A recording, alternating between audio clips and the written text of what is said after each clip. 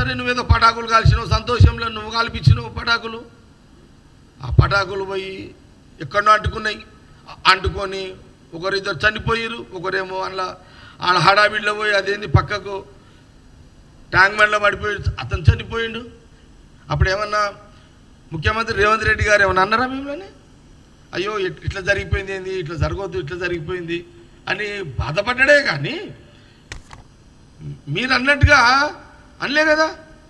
ఏమయ్యా కిషన్ రెడ్డి గారు, నువ్వు పటాకులు దగ్గర నువ్వు కాల్పియడం మీద ఆ పటాకులు కాలవు, అసలు పటాకులే లేకపోతే ఆడ అంటుకునేదే కాదు. ఆ ఇద్దరు ముగ్గురు మరి వాళ్ళు చనిపోయే వాళ్ళు కాదు అని అనలే కదా. ముఖ్యమంత్రి రేవంత్ రెడ్డి గారు అనలేరు కదా. ఈ ఆలోచన మీరు ఎందుకు అట్లా మీరు నేను అటెంప్ట్ అయ్యారు?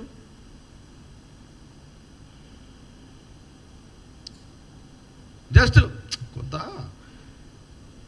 అంటే మేమేమో మా ప్రభుత్వం, కాంగ్రెస్ ప్రభుత్వం, మా cabinet minister CM Revanth Reddy గారు ఈ సంఘటన మీద ఎవరమైనా బాధపడాల్సిందే, బాధపడుతుంటారు. ఇట్లా జరగాల్సింది కాదు, జరిగింది అని ఆవేదనలో ఉన్న ప్రభుత్వము నువ్వు అక్కడ పోయి ఏదన్నా చిన్న లోపాలు ఉంటే సరిదిద్దాల్సింది పోయి మైకులు ముందు పెట్టగానే ఒక రాయి కొట్టాలని ప్రయత్నం చేసినాం.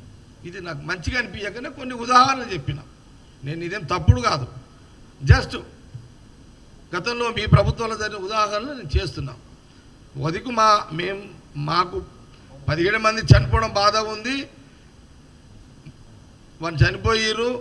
ఆ ఆవేదనను దాంట్లో వాళ్ళతో పాలు పంచుకుంటూ అక్కడ సర్వీస్ ఇస్తూ ఈ వర్షాన్ని మా ప్రభుత్వం ముఖ్యమంత్రి రేవంత్ రెడ్డి గారు వర్షాన్ని తెలియజేస్తూ యావత్ సమాజానికి, తెలంగాణ తెలుగు ప్రజలకు, అట్లాగే యాజ్ ఎ పొలిటికల్ పార్టీగా కాంగ్రెస్ పార్టీ కిషన్ రెడ్డి గారు రాజకీయ విమర్శలు ఆ స్థలంలో చేయొద్దు చేసిండు కాబట్టి దానికి కూడా మేము గాంధీ భవన్ ద్వారా మీడియా ద్వారా కౌంటర్ ఇవ్వడం జరుగుతుంది.